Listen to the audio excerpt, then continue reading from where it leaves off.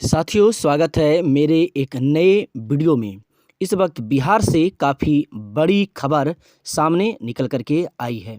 जैसा कि आप सभी यह जान रहे हैं कि बिहार सरकार के द्वारा जो आरक्षण का दायरा है उसे बढ़ाते हुए 75% कर दिया गया था और वहीं जो 10% सवर्णों को आरक्षण दिया गया था उसे भी लागू किया गया है। यानी कि 75% आरक्षण बिहार सरकार के द्वारा नौकरी एवं जो नामांकन का प्रक्रिया होता है सरकारी विद्यालयों में उसके लिए।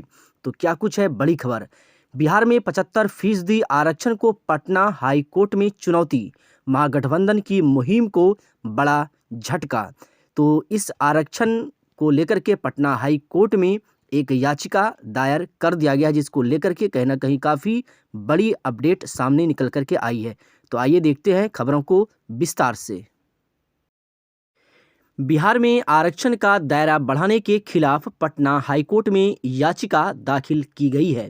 सिविल सोसाइटी के सदस्यों ने बिहार में 75% आरक्षण को हाईकोर्ट में चुनौती दी है और बताया कि आरक्षण में जो नियम है वो तर्कसंगत नहीं है।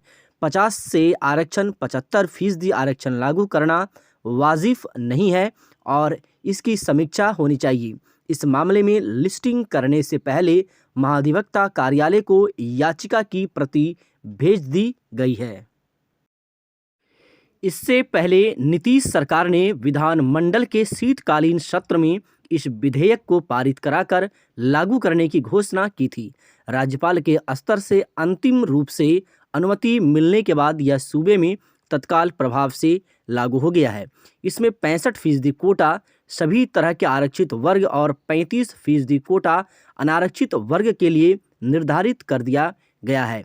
अनारक्षित वर्ग के 35% कोटा में से 10% सामान्य वर्ग के आर्थिक रूप से कमजोर लोगों के लिए निर्धारित है।